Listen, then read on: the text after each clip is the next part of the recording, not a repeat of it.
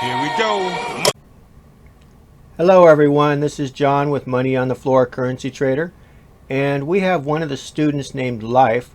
He has been dabbling with the indicators and making things and creating things. It's pretty awesome, but he's come up with our same arrows over here where we can put them on the RSI.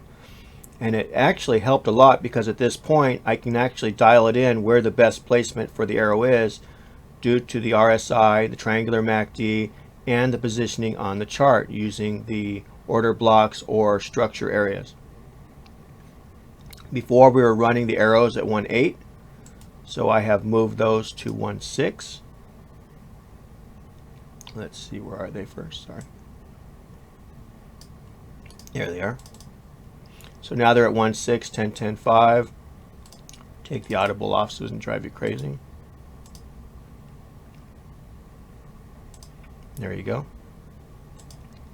And now the indicator that he's come up with down here, let me click on that. That is set to 1.6, 10, 10, 5, and then take the audible out, otherwise it'll drive you nuts too.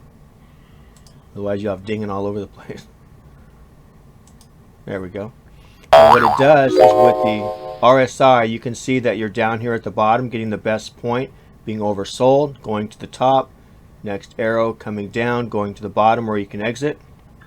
So it really helps out a lot in that aspect. Or this one actually pulled back up. It did pull up and you could have got back in again for the second run. Now on this right here, why is that cursor doing that? That's all right. We want to work off support and resistance. Let me see if that'll work here. I don't know what is on my cursor. Not sure. Won't let me draw, but we see we do have resistance, right? This here is going to be support, and then underneath it's going to be resistance. So we know we pulled back up into resistance, and this arrow is pushing off resistance. So we know we have resistance here.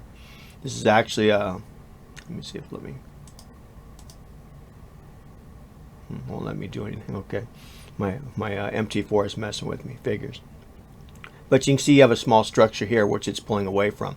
Because these work the best when you work away from structure, going down, going down, going down, going down, going away from structure, going away from structure. And this one here has structure here, but this is a small one, but it's still going in the same direction. You can pick this one up, or you can actually leave it alone, but it was a very nice trade down to the bottom of this structure, so I would have definitely paid attention to it, especially when I saw it crossing the RSI 14, which is the blue line. Usually those crosses are pretty good too. So once you get the arrow, that's a good signal to go short.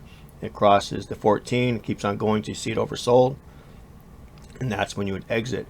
Now the key with all this is you have the triangular MACD down here at the bottom. So when you get a buy signal and the triangular MACD is red, that is a no-go. When you get a sell signal, now this you have to decide on because you're underneath the 14, you're in the middle. Sometimes we don't want to diddle in the middle.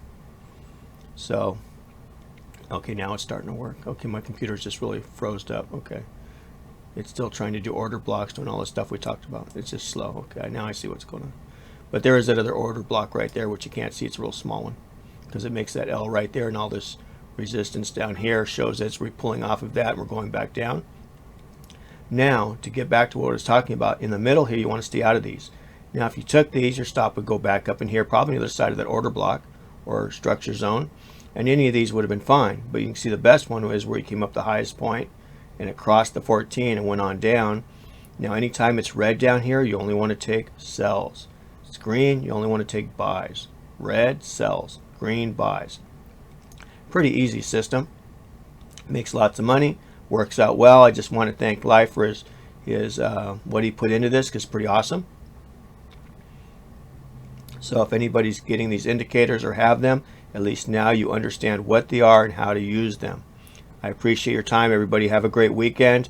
I'm waiting for the markets to open up on Sunday so we can get back to using this. Other than that, we'll talk to you guys all later. Bye-bye.